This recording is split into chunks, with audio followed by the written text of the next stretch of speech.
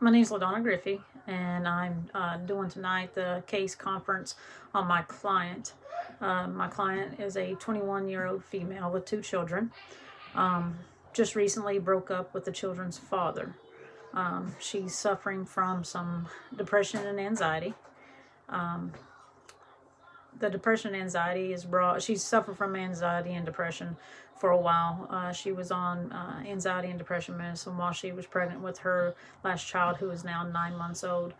She has not went back on any antidepressant or anxiety medicine since she had the child. Her and the children's father broke up when her youngest child was 3 months old. Her other child was 2, almost 3. He, after 2 weeks of being apart from her, started dating another young lady, and the client is very upset. Says that a lot of the depression and stuff comes from the fact that he treats this young lady a whole lot different than what he treated her and his family. My client stated that she pretty much raised the children on her own. Once the babies came, he didn't come home very much. He got home really late at night after work. He would stay out with his friends, and she pretty much was raising the children on her own. So once she got pregnant with the second child, it got even worse. And she, at that point, thought that she would be happier if she wasn't with him. And she did break off the relationship with him. They did talk about getting back together, but then within another week, he had, I guess, told her that, he was happy with where he was at. Her biggest thing is right now is why she and her family wasn't good enough for him. And that's really what's causing a lot of the anxiety and depression, is her feeling that she's not good enough. And she did say after a few months she did try to start dating again, but when she's with those folks, she still, because she still loves her children's father, that she tries not to, but in her head she's comparing them, and it really hasn't worked out. So some of the things that we discussed as a plan was for her to, although I'm a social worker and I can help with the therapy side of it, we talked about her. She already had a therapist who had prescribed her medicine before. I suggested that she go and get back in touch with her therapist, be reevaluated, look at getting back on her meds. She does have a family doctor that was giving her the depression medicine after they were prescribed to her from her therapist. But I felt like she may even need to talk to her therapist as well, and continue to see me. But she's going to see her therapist and get reevaluated and get back on some medicines. After 1 month, she will follow up with that doctor to make sure that her medicines are working with her anxiety and her depression, and if they need to be readjusted, they would do that as well. Another thing that I suggested was for her to start going to a support group for single mothers.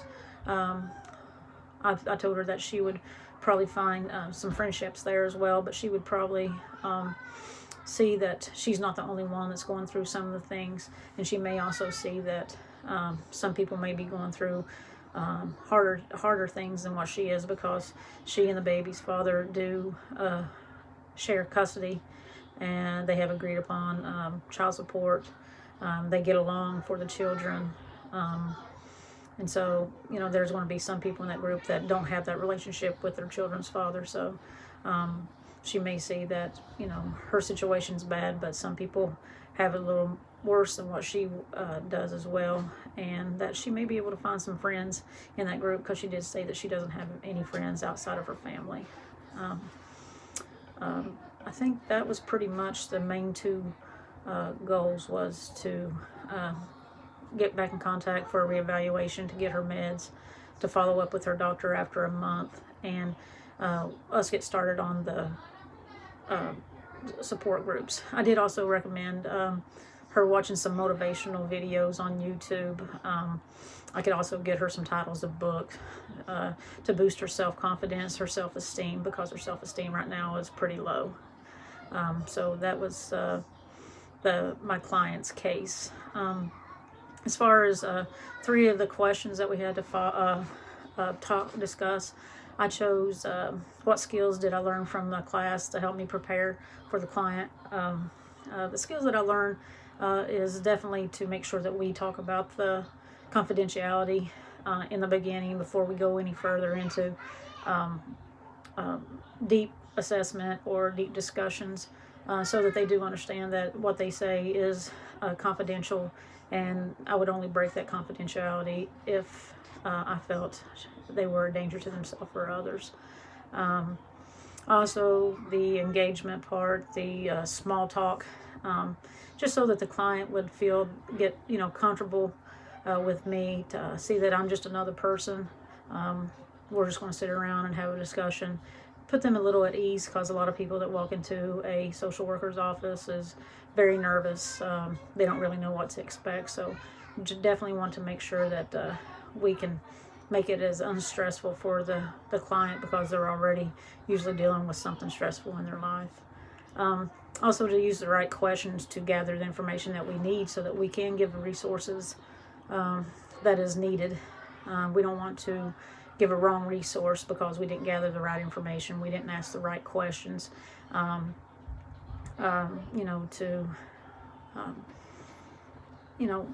client be able to open up and freely give us information without just saying yes or no. Also, to make sure that they understand that we're, active listening, that I'm here, I'm for you.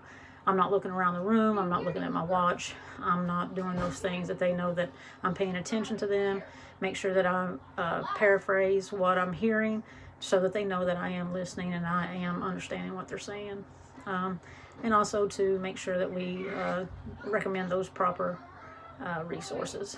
And how to properly close a session so that the client doesn't feel that they're being rushed. That they've been able to express everything that they wanted to express during our session, and to close that session properly without them feeling that they were rushed.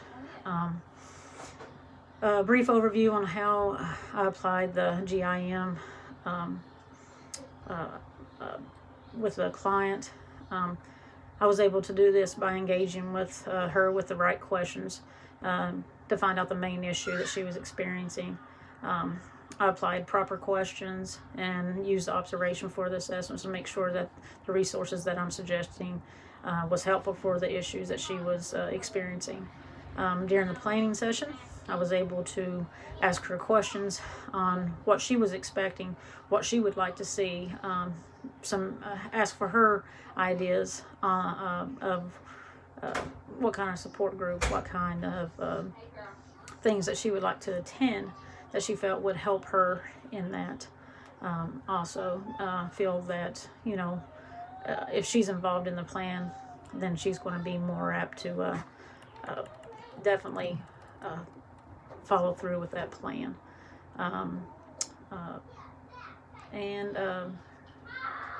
We would follow, we had a plan to follow up with the doctor as well, so there was some follow-up plans in there. And then we didn't go all the way to the termination part, but if the plan went well, she was feeling better, the medicine was working, then we would have went ahead and went with the termination of the client. So with the GIM, I was able to go through those steps and make sure that I hit everything to take care of my client. How did one of the human behavior theories inform help me understand my client? I felt like the psychodynamic theory is the one that I looked at. With this theory, it helps us understand why a person acts the way that they do. My client was feeling depressed and not good enough. And although she knows in her head that she was a good partner to him and that she's a great mom, she still had that, feeling, because her ex-boyfriend was making her feel like the girl that he was seeing now treated her better. She still had in her head that, she wasn't good enough, and she couldn't understand that. So with the psychodynamic theory, it basically tells us that our unconscious mind plays a role in with our conscious mind that causes us to have that anxiety. You know, we get that feeling of not really being able to see the reality of the situation all the time. One counteracts the other one, and it leaves us kind of like where she was at, like, why am I not good enough? Why is she so much better than me? And why is his family not good enough? You know, that he only sees them 2 days a week, and it took him up, it was almost 4 months after she and him broke up that he even wanted to